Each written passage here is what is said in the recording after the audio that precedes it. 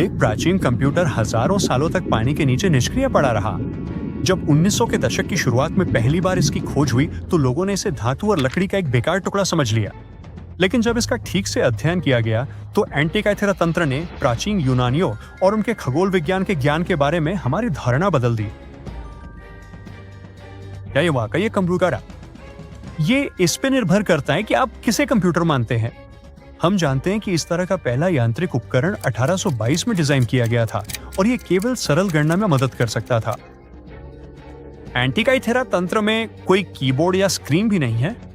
ये कांसे के 3 टुकड़ों से बना है जिसमें जटिल डिजाइन, घड़ी जैसे गियर और प्रोटेक्टर जैसी डिग्री वाली एक रिंग है। इतने पुराने समय का कोई अन्य समान उपकरण नहीं मिला है। वैज्ञानिकों द्वारा इस उपकरण को समझने से पहले एक्स-रे का आविष्कार होना जरूरी था। उन्हें जल्दी पता चला कि एंटिकाइथेरा तंत्र का उपयोग शायद तारों और ग्रहों पर नजर रखने के लिए किया जाता था। यहाँ बताया गया है कि ये कैसे काम करता था। इसके लकड़ी के केस के अंदर बहुत सारे छोटे छोटे गियर थे। वे समय बताने के लिए नहीं बल्कि खगोलीय घटनाओं की भविष्यवाणी करने के लिए थे। इसने उपयोगकर्ता को ये अनोखा ज्ञान दिया कि किसी भी समय हर ग्रह, सूर्य और चंद्रमा कहाँ होंगे। एक बटन घुमाने पे ये चलने लगता था और ये दिखाता था कि खगोलीय पिंड कैसे घूमते हैं। इसके सबसे बड़े रहस्यों में से एक वे ग्रहीय पॉइंटर्स हैं।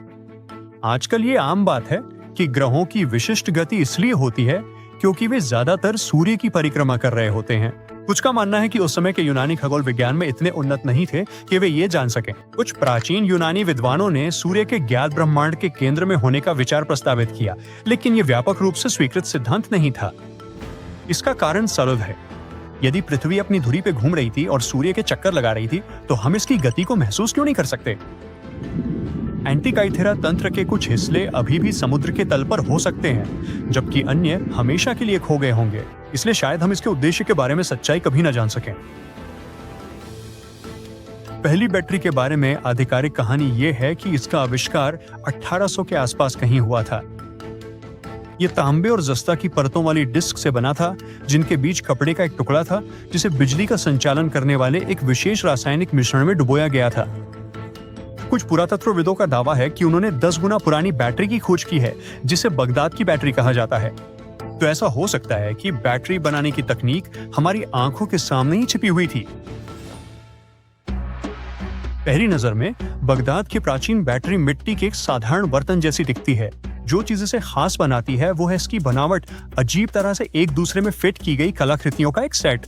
इस बर्तन के अंदर एक तांबे का सिलेंडर था जिसके भीतर लोहे की एक छड़ थी। छड़ जार के ढक्कन से बाहर निकली हुई होती। इस असामान्य उपकरण को खोजने वाले कलाकार और पुरातत्वविद ने कभी भी इसका विस्तृत विवरण नहीं दिया कि उन्हें यह कहां, कब या कैसे मिला। लेकिन व्यापक रूप से स्वीकृत सिद्धांत यह है कि यह वस्तु उस स्थान पर मिली थी जिसे अब इराक में बगदाद के रूप में जाना जाता है। एक और बात जिस पर अधिकांश विशेषज्ञ सहमत हो सकते हैं वो ये है कि इसका पता टेसिफोन के प्राचीन शहर से लगाया जा सकता है। हालांकि इसकी सही उम्र अभी भी एक रहस्य बनी हुई है। कुछ का कहना है कि ये 2000 साल से भी ज्यादा पुराना है। अन्य लोग कहते हैं कि ये केवल 1400 साल पुराना है। समय के इस बाद वाले छोर पे भी ये पहली इलेक्ट्रिक बैटरी से काफी पहले का है, जो केवल कुछ सदियों पुरानी है। चूंकि इस कलाकृति के साथ कोई आधिकारिक रिकॉर्ड नहीं है, इसलिए संभावना है कि हमें कभी पता नहीं चलेगा कि इसका उद्देश्य क्या था। तो इसके बैटरी होने का ये विचार कहां से आया? ये सब अंदर पाई जाने वाली उन 2 धातुओं से संबंधित हैं जिनमें अलग अलग इलेक्ट्रोपोटेंशियल होते हैं, जो बैटरी का एक प्रमुख घटक है। इस बात के भी प्रमाण है कि जार में कभी एक आयनिक घोल था जो इलेक्ट्रोलाइट के रूप में कार्य करता था, वो पदार्थ जो बैटरी में विद्युत प्रवाह ले जाने के लिए आवश्यक होता है। जार के क्षरण पर परीक्षणों से संकेत मिलता है कि इसमें सिरके के समान पदार्थ रहे होंगे। भले ही हम मान लें कि ये एक प्राचीन बैटरी है, यह कलाकृति केवल 1 वोल्ट या उससे कुछ ही अधिक उत्पन्न कर सकती थी। लेकिन प्राचीन मनुष्यों के पास टीवी या डिशवॉशर नहीं थे, तो उन्हें बैटरी की क्या जरूरत थी? बहुत सारे सिद्धांत समझे। पूरे इतिहास में सभ्यताओं ने चिकित्सा में बिजली के अनुप्रयोगों की खोज की है। उदाहरण के लिए प्राचीन यूनानियों ने अपने पैरों पर इलेक्ट्रिक मछली रखकर दर्द से राहत पाई। हाँ, एक और दिलचस्प विचार कहता है कि आध्यात्मिक प्रथाओं में एक रहस्यमय आयाम जोड़ते हुए गूंजने वाला प्रभाव पैदा करने के लिए ऐसी बैटरियों को मूर्तियों के अंदर रखा गया था। यहाँ तक कि एक विचार ये भी था कि बैटरी का उपयोग गिल्डिंग में किया जाता था, जो एक धातु को दूसरी धातु से लेपित करने की प्रक्रिया है। उस समय जौहरियों द्वारा इस पद्धति का उपयोग किया जाता था। यदि इसका उपयोग बिजली प्रदान करने के लिए नहीं किया गया था, तो बगदाद बैटरी शायद विशेष स्क्रॉल के लिए कंटेनर थी। तब लोहे की छड़ स्क्रॉल के लिए कोर रही होगी, जिसे तांबे के ट्यूब के अंदर रखने से पहले उसके चारों ओर लपेटा गया होगा। दुनिया के अन्य हिस्सों में ये एक छोटा सिक्का है जिसने समय की यात्रा की है। 1957 में एक शौकिया पुरातत्वविद द्वारा मेन में धातु का एक दिलचस्प टुकड़ा खोजा गया था। पहले तो उनका मानना था कि ये 1100 के दशक का एक साधारण अंग्रेजी सिक्का था। सिक्के का ठीक से अध्ययन होने से पहले कई साल बीत गए। 1978 तक जब एक स्थानीय पत्रिका ने क्या अंग्रेज अमेरिका की खोज करने वाले पहले व्यक्ति थे शीर्षक वाले लेख में सिक्के को प्रदर्शित करने का निर्णय लिया। लंदन के एक सिक्का विशेषज्ञ ने एक नजर डाली और जान गए कि कुछ गड़बड़ है। सिक्का बिल्कुल भी अंग्रेजी नहीं लग रहा था, बल्कि 11वीं शताब्दी के अंत के नॉर्स पेनी जैसा लग रहा था।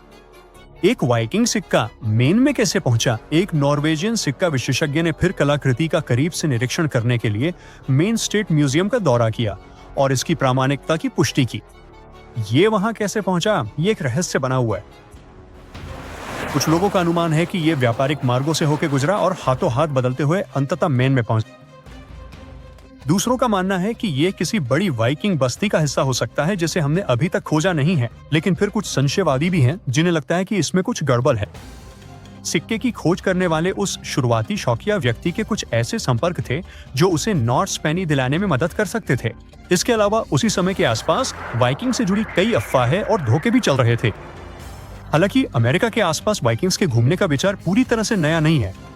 आइसलैंडिक गाथाओं ने सदियों से इसका संकेत दिया है, लेकिन न्यू फाउंडलैंड में एक पुरातात्विक स्थल की खोज के बाद ही लोगों ने इसे गंभीरता से लेना शुरू किया। ये अभी भी पुष्टि नहीं करता है कि वो सिक्का असली था या नहीं।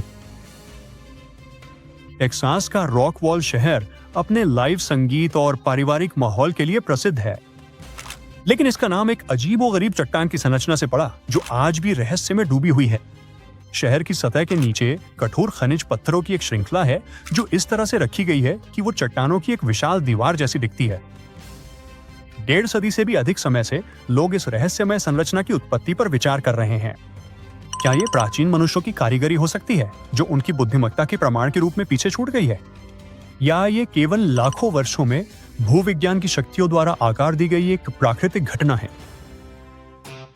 ये संरचना शहर के आसपास 10 से अधिक विभिन्न स्थानों पर देखी गई है जो जमीन के ऊपर और नीचे दोनों तरफ फैली हुई है। जवाबों की तलाश में वैज्ञानिकों ने दीवार बनाने वाली चट्टानों पर विभिन्न परीक्षण किए। 1901 में एक भूविज्ञानी ने सुझाव दिया था कि ये संरचना केवल एक प्राकृतिक रूप से बनने वाली सैंडस्टोन डाइक थी। बाद के अध्ययनों ने इस विचार का समर्थन किया है। डलास में यूनिवर्सिटी ऑफ टेक्सास के विशेषज्ञों ने पुष्टि की है कि चट्टानें लाखों वर्षों में तलछट के जमाव और सख्त होने से बनी हैं। वैज्ञानिक सहमति के बावजूद अभी भी ऐसे लोग हैं जो मानते हैं कि रॉकवॉल संरचना में और भी बहुत कुछ है।